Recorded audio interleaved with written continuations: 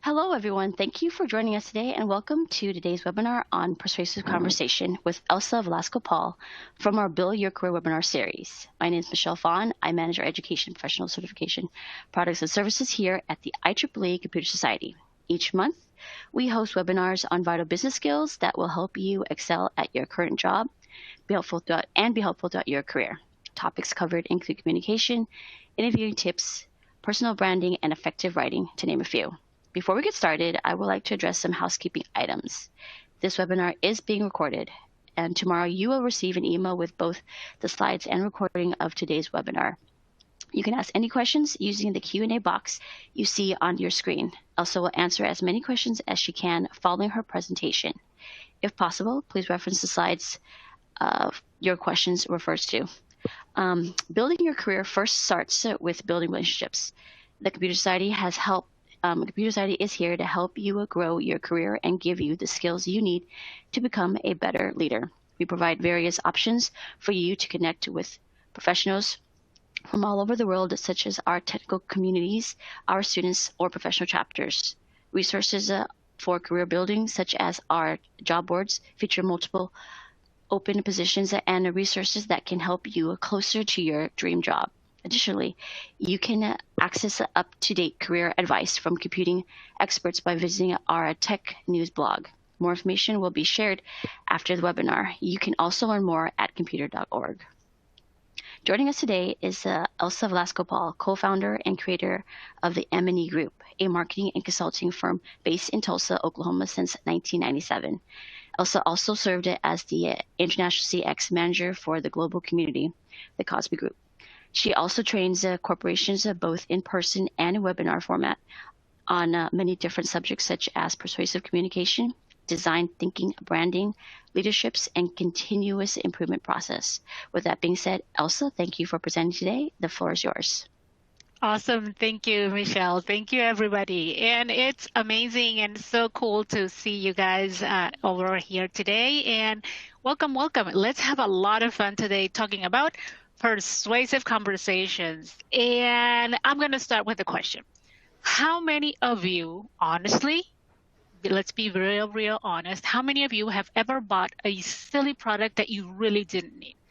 And I want you to look at your closet, look right now around you, think of your garage, think of your car. How many of you have a Snuggie?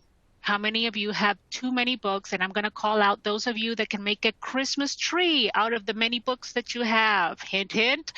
How many of you have too many tools in your garage? You know what I'm talking about, right? We have way too many things. And that is exactly what persuasion in action is all about. In this day, in this guide, what we're going to do is we're going to do a deep dive into persuasion, authentically, of course, and we are going to answer these common persuasion questions. You know, things like, okay, are there principles? Are there methods? And what's this whole layering thing that you're going to be talking about? Is this the same as manipulation? Is this really hard to do? Do you learn with it? Are you born with it? And some other people want to know, okay, is persuasion important in business? Is it important in real life? Is it really going to make my life easier, or is this something that just politicians take care of? And even more importantly, what is the real purpose of this persuasive communication that we're going to be talking about? We're going to make this something real for you guys. Today, we are going to talk about the wonderful art of finding common ground, the win-win, and the steps to get you there. Because persuasion is really all about identifying what's in it for both of us. Yep, you got it. That's the secret sauce of everything that is about persuasion. That's exactly what it is. Hi, everybody. My name is Elsa Velasco-Paul, and like Michelle said, I am the co-founder of the M&E Group, and I am delighted to be here again with you. Oh my goodness, this has been a wonderful partnership of 2+ years with the IEEE Computer Society, And I am always so grateful and honored to be here. This wonderful partnership has been possible thanks to people awesome like Michelle and Carrie and Eric and Scott. Thank you so, so, so much. And for those of you that are wondering, this is an amazing, amazing deal you're getting by having a membership. So if you're thinking about renewing, this is the right time to do it, because I don't think that you're going to get this kind of content and return for your money by signing up somewhere else. Associations and memberships are really, really a good thing. So thank you again for all of you for your wonderful support. And of course, thank you for the people behind the scenes, my wonderful team. Mike, if you can say hello to everybody here that are joining us. What Mike does is he takes care of you. He is going to be helping you folks on the Q&A by being able to answer your questions and any of those important things that you have. Please feel free to ask away, because if I can't answer your question, Mike makes sure that either I get your question answered or that I can take care of you either today or later on our LinkedIn.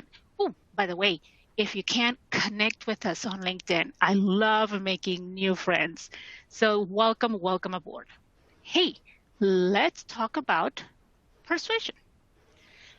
One of my, when we talk about persuasion, oh my goodness, we start talking about the dual process model of persuasion. And a big concept is any various persuasion theories that postulate the attitude change that occurs as a result of tons of strategies. And we start talking about the process, attitudes. This is a lot of stuff, and we're not going to go there because we don't have, number one, a lot of time, and because this goes into too many layers that's not the purpose. No. Let's start with the American Psychological Association's definition, which I think is really more relevant. What they say is that persuasion really is all about three things. Number one, it's an active attempt, number one, by one person.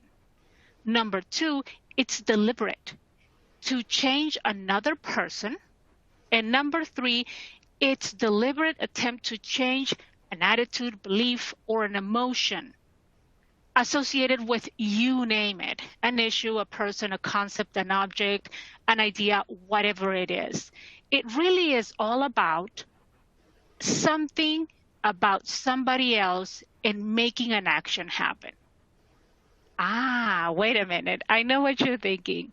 Right now you're thinking, hey, I've been in several of her topics and her workshops.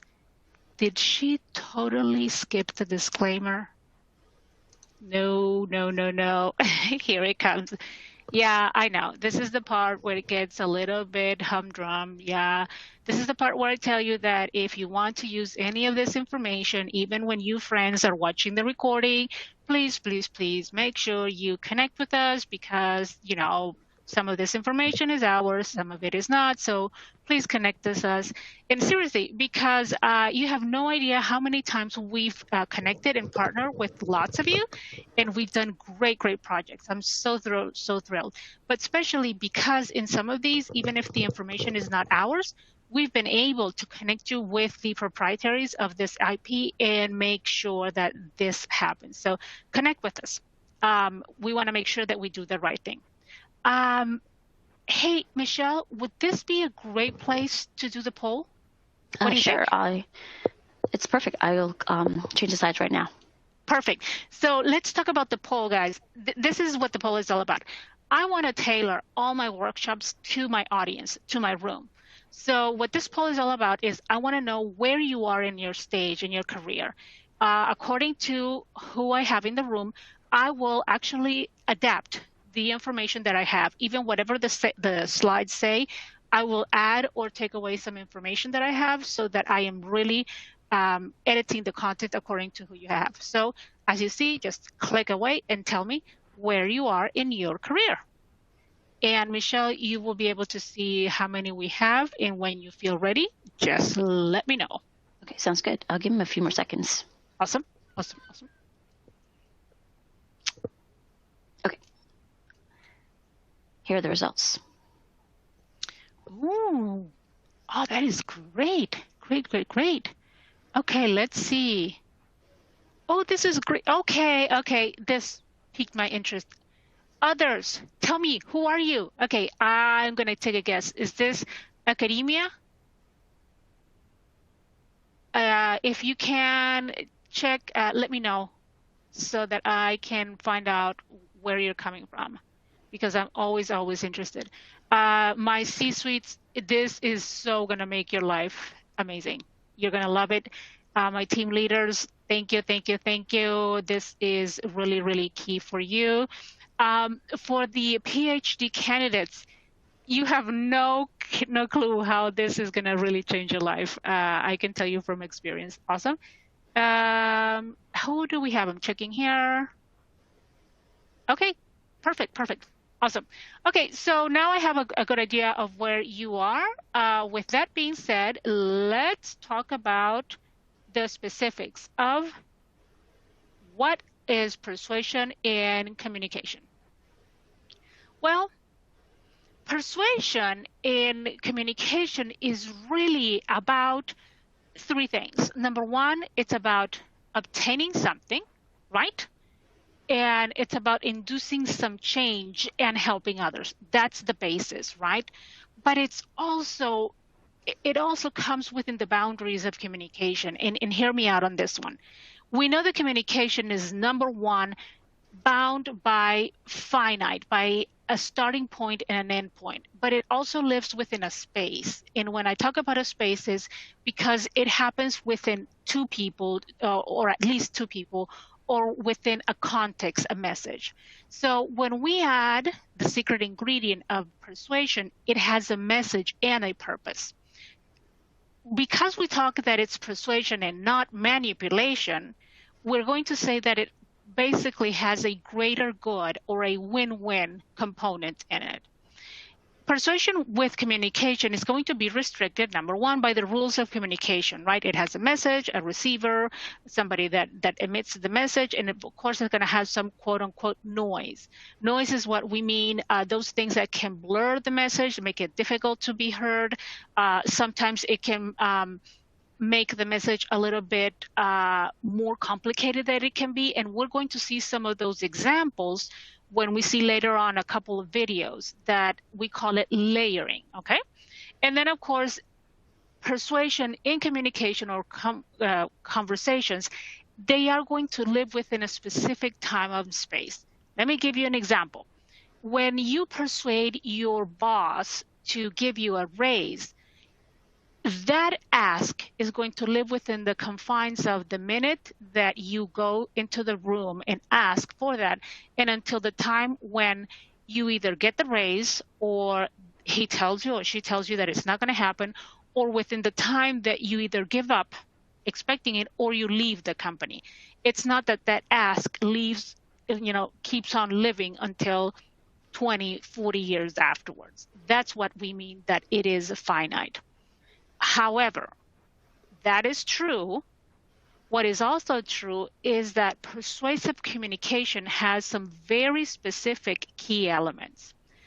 I love Perloff's description, or how he paints persuasive communications, because he says that persuasive communication is a symbolic process in which communicators, they try to convince other people to change their attitudes regarding an issue via the transmission of a message in an atmosphere of free choice. Isn't that beautiful?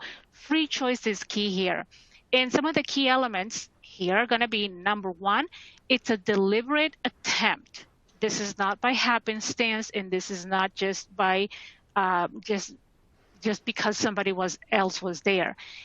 And very, very important, and Perloff mentioned it before, free choice is important. People are not coerced. People have a choice to either accept it or not. And again, you're going to see this in the examples below. However, the way that we pose the option of accepting or not is not always very easy to detect. Persuasive messages are going to be transmitted in so many different ways. Sometimes they can be blurred or difficult to understand. but that doesn't mean that you don't get it, that you don't receive it, you don't feel it. You can have verbal, nonverbal, and you can see it via sounds, television, internet, radio, even feelings, smells. Those are all ways that you can be persuaded to. And that's why we say that persuasive communication is highly symbolic. Give me an example. If any of you have been to Hobby Lobby, Mardel's, any of those stores, Target, the way that they have the sounds, the smells for Christmas is a way that they persuade you to buy something, to get into the mood of going there. If you go to Buffalo Wild Wings, the way that they have the sounds of football in the background, you're getting persuaded into getting into a mood of staying there and enjoying the quote unquote party. Okay. All right. So now that we understand what the key elements are, these key elements live within the confines of 6 basic principles. And these 6 basic principles are super, super key, but super simple. They are also going to be intertwined with what we call the methodologies or the tactics of how they live in real life. The first one is reciprocity, and you and I have probably done this already this morning. Think about this. It's my birthday, and you send me a birthday card, or you go on LinkedIn and you say, happy birthday, even if it's a canned statement, which we already know. Happy birthday, Elsa. Immediately in the back of my mind, I feel compelled that next time your birthday rolls around, I have to go on LinkedIn and send you a happy birthday. Why? Reciprocity kicks in. People feel that they don't want to owe people for something else.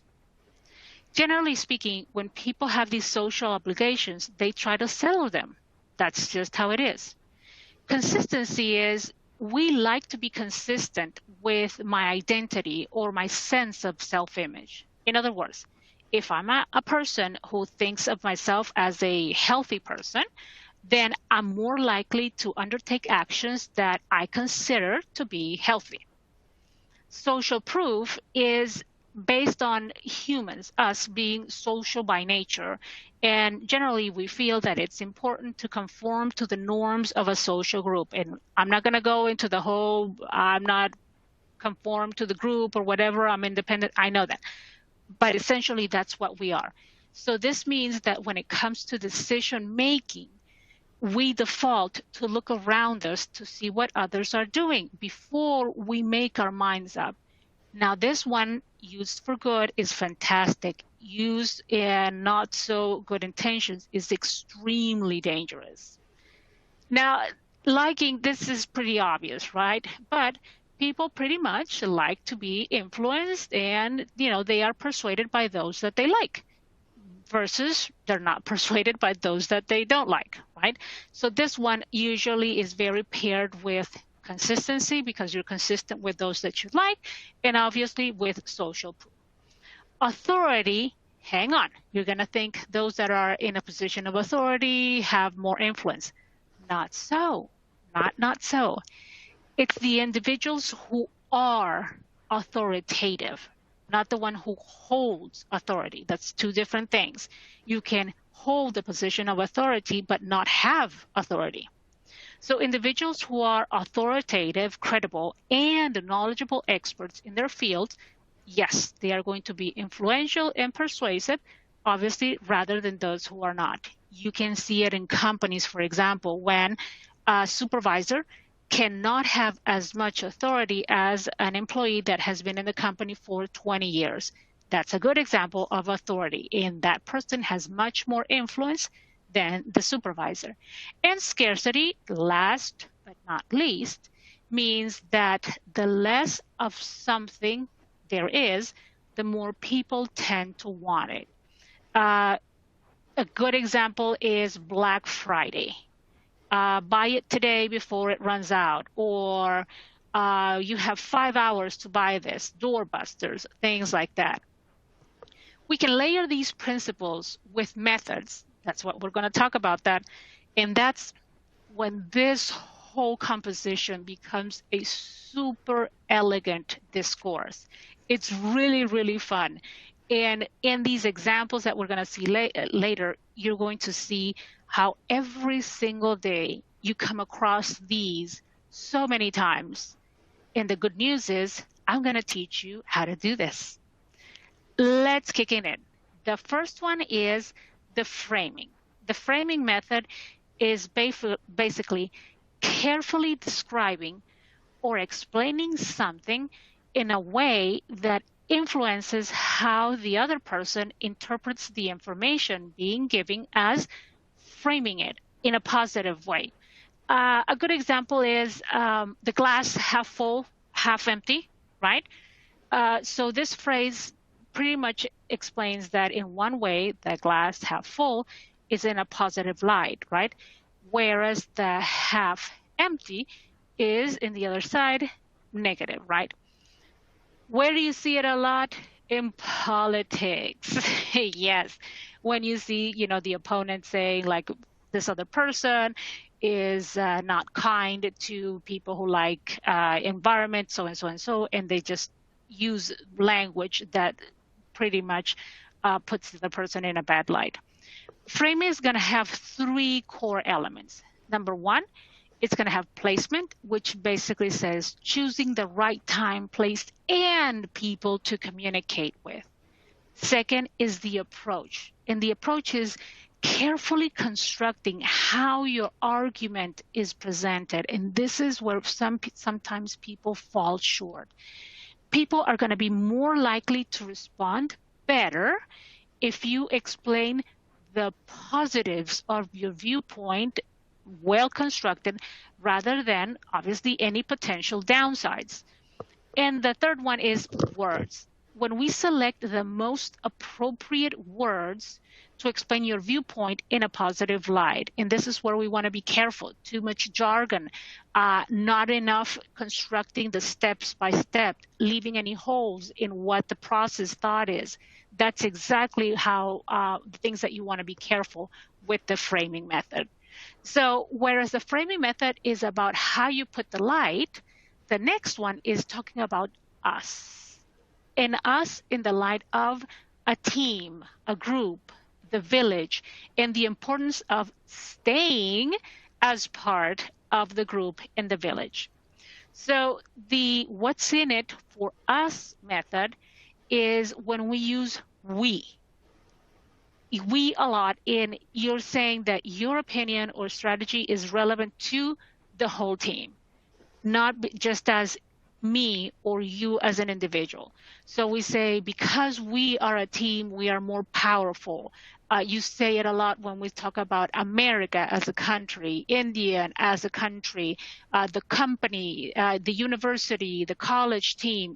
When you hear that kind of language, that is a very, very common construction to highlight that importance of staying as a group. You hear it a lot with movements, Black Lives Matter, the women's move, women's league move. You're calling that move of we as a team are stronger, therefore you should stay within the team because that's where the strength is.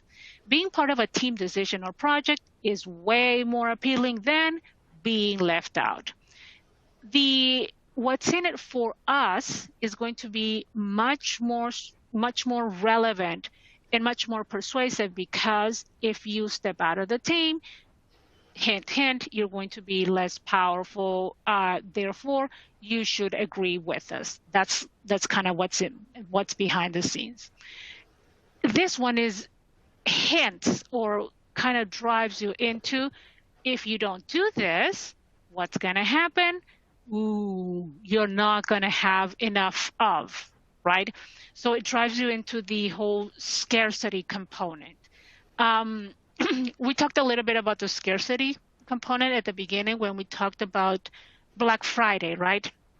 Black Friday is all about this. It's crazy because it persuades you to go and buy based on, well, what used to be, I don't know how now it functions, but it used to be you only have, 6 hours, 10 hours to go and buy, and people would trample over each other just to buy a TV. Carrie can probably give you great examples because he used to do that. But people seriously go crazy over things like these. You can see it, for example, when people go to buy tickets for a concert, things that when you look at it and you dissect the message, the scarcity is really not there. But the way that you compose the message drives you to think that. Can you use it for good? Absolutely. You can drive people for a CTA or a call to action by just highlighting that not acting on something could drive for a better good to not happen or to happen later. So instead of telling people, hey, go run right now to buy a TV, it could be said, we need to act on having our children read more so that we become a better country. Get my point in this one? There's a really a need for something because there's a time constraint, and we want to make people aware that something is available at a specific time limited edition. There's a constraint in there, and people need to be aware, and there is a specific time constraint. This is exactly a time-based strategy. Incredibly powerful. This is probably one, I would say, if not the number one strategy in terms of effectiveness, right? My favorite is this one. Absolutely. My favorite is the but you are free method because this one is so elegant in its construct, but also very smooth in the way that you can present it. And if you're really good, people will never know that you're using it. Again, in the video, we're going to see it in play, and you're going to see that it almost blends in the way that the people use it. Remember in the principles when we were talking about the social proof, the liking and all that? Exactly. This one blends with social proof and with liking. As a team, for example, we want to make a choice to stay within a group because we have a choice. So, for example, typical, if any of you have children that they are going through the process of getting their kids to pick a college, if you look at the material, the whole thing and all the pictures that they have there have a lot of people on the face of the material because the persuasion is be part of a group, be part of a better group of people that are happy, that are excited, but they never tell you, pick us. They tell you you have a choice to pick OSU, to pick Vanderbilt, to pick Harvard, whatever. They always suggest that there is an option that you should take and the choice should be ours. Let me tell you why. A 2013 review of 43 research different studies, I think it was over 20,000 people, used the same approach, but you are free. And the whole technique is incredibly simple. You know what it is? It was just asking people to make a choice between two simple things, and they only asked people to make a choice based on reminding them, you are free to make a choice. It worked every single time with every single participant. The effectiveness of this is so high that you're going to see it in the videos. It worked every single time. And by the way, in the videos that you're going to see, I think, I want to say, let me see, Rudy, I think every single one of those, except the Transformers one, was a real life case. It's a movie, obviously, but they were real life cases. So I want you to understand that these methods work. They absolutely work. This one is the simplest and it's one of the most effective. All it is just remind people, I'm not asking you to do this. I'm just reminding you that you have a choice to select from A or B. That's it. Just don't give people too many choices. Whereas that one talks about A or B and you have a choice, data and evidence is focused on throwing numbers, throwing dates, throwing evidence that makes my my communication sound a little bit more evolved than what it really is. If you have evidence and data that supports your idea, whether it's from academic studies, surveys, whatever, examples of good industry practices or research, your proposal is going to carry more weight. And it's really good. It's fantastic.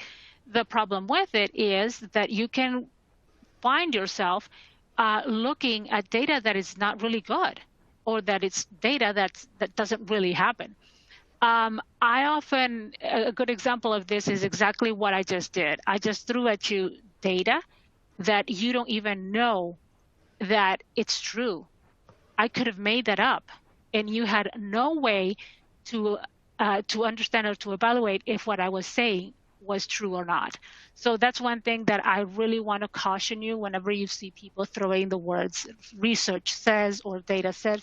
Really investigate if that is true, because unfortunately, more times than not, it really isn't. They're just using the terminology data says, research says. Okay, so we got to most of the known ones. The last one that we have is one of my favorites because it's one of my favorite guys. This is Benjamin Franklin. And if you're in marketing, you've heard about this one. And this is the agree on small points. Agree on small points is devastatingly simple. This one is, you can see it in a big meeting. If you want somebody to be persuaded by a bigger argument that you're going to have in the meeting afterwards, all you have to do is go in and say like, hey, it's looking like a great day today, right? The person says, sure, yeah, it looks like nice weather. Keep small points, having that person agree with you on those smaller points. As long as what you're going to say later on in the meeting is not crazy or devastatingly opposed to what this person is in agreement, your chances of that person agreeing with you are going to be really high. Why? Because of the yes ladder. And the yes ladder has to do and is based on the consistency model, right? We think that we should be consistent with our patterns and with our behaviors. So because I have been consistent with agreeing with you on these small points, the weather is nice, I like this meeting, so and so and so, I feel that I should agree with you later on in the meeting with this other point that you are expressing in front of everybody. This one, lots of people want to say that it was coined by Benjamin Franklin. We cannot find data and research that says the opposite, so I'm going to give it to him, frankly, because I like the guy. So Benjamin Franklin, this one still stays with you, my friend. All right, so I'm going to show you some written examples of what does this look like in real life. So this one is some of these words used in real life. This is a little bit of social proof, right? And this is the we in action. We're seeing here, I'm using the group mentality. You will see me, and here they're doing the tug of the words of social group. This is authority. And on the second one, and just to make it clear, I absolutely agree. You should wear a helmet. Of course, I don't want it to get into even that conversation. And I don't advocate for anything else. This is just data that I'm throwing out here, okay? But I want to highlight how interesting they weave the conversation here. Look at this. They show a very clear image. This is why we say that it's so symbolic. Look at how they put in the data at the bottom, where they say 12,000, that's research and data. They put the comment of what happens, scarcity. I won't wear a helmet. So because that person did not wear a helmet, therefore it become, he was now spoon-fed. There's a liking conversation there that happened because this person did not behave accordingly. Now, let me show you another example, which is when they show data in a different light, right? This was so funny. I'm going to call it funny because this is an example for a drink where they paired beer with data. And why did they do it? Because they found out in research that the type of audience that wanted to do that was a group of audience that was very driven by data. So just having the happy people going to the beach was not talking to them. It was people that they were very aware of, their macros and their calorie content, whatever. So it was data people. That's how they got to them and persuaded them to buy more of their product. They slapped data on their ads and their sales went considerably higher. The second ad that we have here, look at this. This is a we, exactly, part of the team persuading people in a beautiful call to action. Remember that persuasion always has to have a call to action. We saw it in the examples before when they call use a mask and when they call put on your helmet. This one, it says stay connected, very important if you want to have a strong marriage, continue to engage with us. That's at the core, okay? Now, what are some of the key things or the key elements with body language? Because persuasive communication is not just a word. That doesn't work at all. One of the reasons why persuasive communication doesn't work is because people are not aware of their body language. So I'm going to give you the secret sauce right now. Number one, the default is going to be open body language. Open body language means think of people that feel warm, open, the ones that you see on movies, right? They have the open face, which means open eyes, raised eyebrows, wide visible palms, neck that is visible, eye contact with those that they are talking to, and also a natural smile and a natural way of moving. That is, if you're not a big smile person, don't fake it. If you move rather small, keep it small, move naturally, right? Be very congruent with the motion, with how you move with the message. For example, when I type and I want to highlight my message, I might type in caps, right? At some point. Same way when I move, if I want to persuade somebody, and you're going to see it in this video, if I want to persuade somebody that my message is important, I might move forward, right?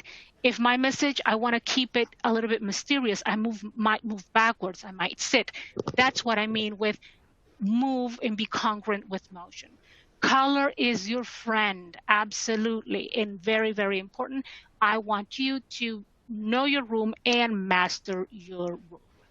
So with that being said, let's have some fun with the video that I've been talking about. In this next video, you're going to see some examples and you're going to see all of these principles, right? You're going to see scarcity and urgency.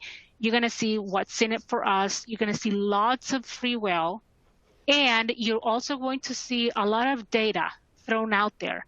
What I want you to be looking out for, and what I want you to start just typing furiously all over the chat is whenever you hear any of these phrases, like tonight is your night, or you have a choice to make tonight, I want you to type it in there. Because I don't care if you know what it is, I just want you to be able to feel it and then write it in there, okay? So whenever you are ready, Michelle, if you can take us to the movies, that would be amazing. Sure, I'll do that now.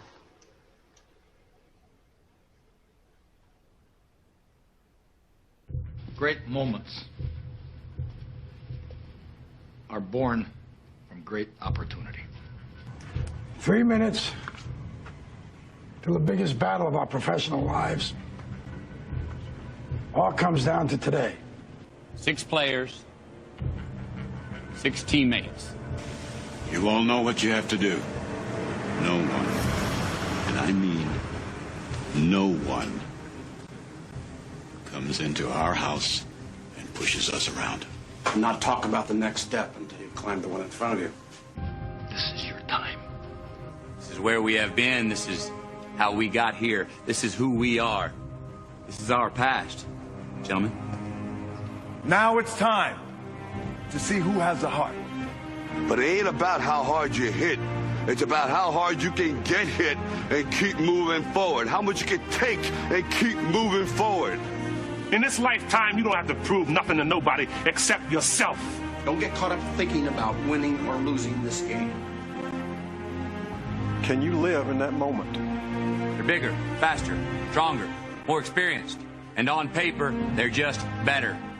If we played them 10 times, they might win 9.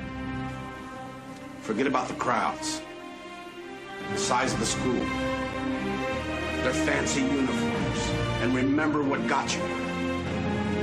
Tonight, we skate. Together. We stay with them. And we shut them down because we can.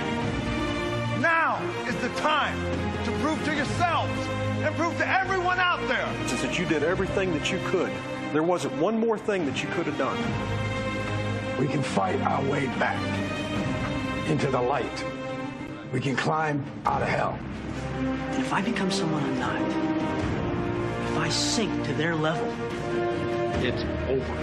But you can walk through those doors, hold your heads up. On this team, we tear ourselves and everyone else around us to pieces. That's how winning is done. How you play today, from this moment on, is how you will be remembered.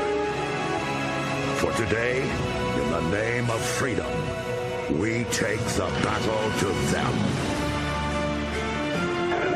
Because we know when we add up all those inches, that's going to make the difference between winning and losing. Between living and dying. And I guarantee a week won't go by in your life. You won't regret walking out, letting them get the best of you. You have shown yourselves just exactly who you are in here. no matter what people say, You were meant to be here tonight. This is your game now, gentlemen. Their time is done. You make sure they remember forever. Because you'll remember it the rest of your lives. This is your time. Now go out there and take it. If you can do that, gentlemen, then you're perfect. Wow. I hope you loved it. I don't know how many times I've seen it, and it gets me every single time. All right. So what did you guys catch? Any comments? Let's see. Did you guys get any of scarcity and free will in it? We have several examples, right? Tonight is the night. This is your time. You will remember today. Those were tugs, right, at the scarcity and urgency. This is it. We had a lot of free will. Don't look at their uniforms. You have a choice. You will not regret it, right? And I love how much they were talking about data, 6 players, 6 times, that was really good. I love how they were all about we, right? We are a team and we can do this. And even the way that they use the language is always tugging at the stay within the team to make it happen. Even the words when they said gentlemen, right? They were tugging at you are not an individual, you're part of a team of a bigger group. They even talked about the country in the team, they talking about the name of the team. That is, again, is a tugging at the we component in it, okay? So once you see the recording, you can go back and check and start to dissect every single one of them. I counted at least 55 of these different components, methods, and different principles in there. It was really cool. I know you're gonna make fun of the whole Transformers, but believe me, it had a lot in there too. So with that being said, now that we know what these methods are, what are the specifics of basically working with these persuasive conversations? It's really simple. You have to care. And you have to be congruent, because once you care and you're congruent, people learn to trust. Persuasion is really about developing care so that people trust. And that's what we went through today. We identified these fundamentals and the key elements and principles, and we were able to explore persuasive conversations methods, and we talked about layering, which is exactly when we put together the methods, the principles, and then we weave them into this really, really cool and elegant construct that we saw in the end. Very important. If you remember something, remember the call to action when you are writing out your persuasive conversation. Where people fall short is that after you put everything together, you forget to ask, to say, what do you want? And to ask it in a way that is congruent with what you developed from the beginning, okay? So be very, very careful with that.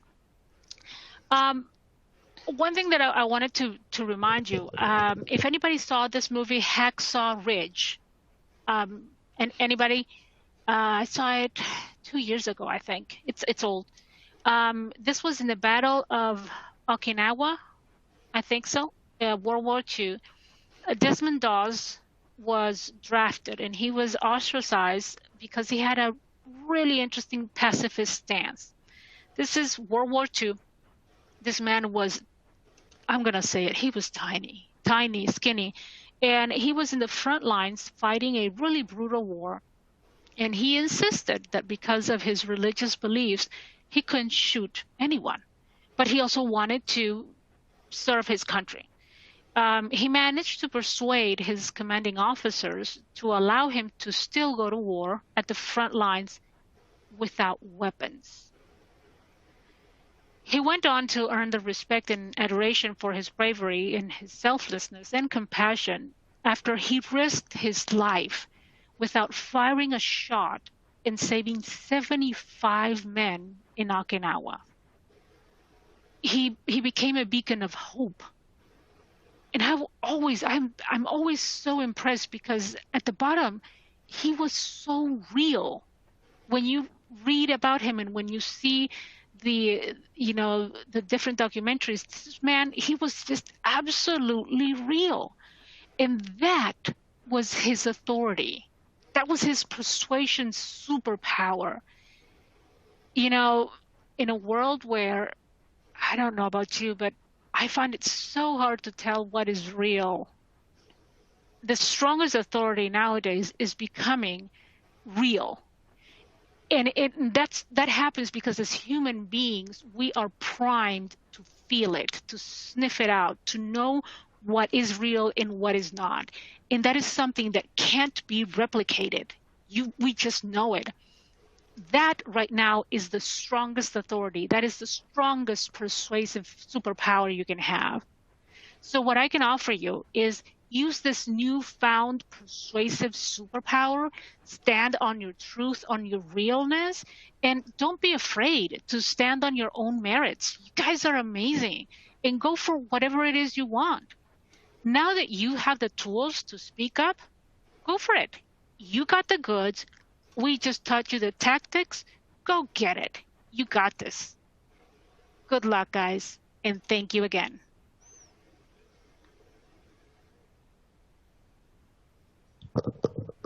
Great. Thank you, Elsa. Let me see if there's any questions. It doesn't look like there's any new questions popping, but we can give folks a few minutes or a few seconds at this point. Always glad to help. Let's see. It doesn't look like there's any questions, so I guess we can wrap it up. Awesome. Well, thank you, Elsa, again for this informative presentation, and thank you, everyone, for your great questions. Our next webinar with the Distinguished Lecture series will be on December 9th at 11 a.m. Eastern Time on machine learning techniques for radar target detection, presented by Enrique Carva. Our next Build Your Career webinar series will be on December 14th at 11 Eastern Time on promoting yourself with ease and confidence, presented by Adam Schmidt. Registration for these upcoming events are now open. Again, we will be sending you a link to these future events along with the slides and recordings for this webinar. Thank you, everyone, and have a great day. Thank you, everybody.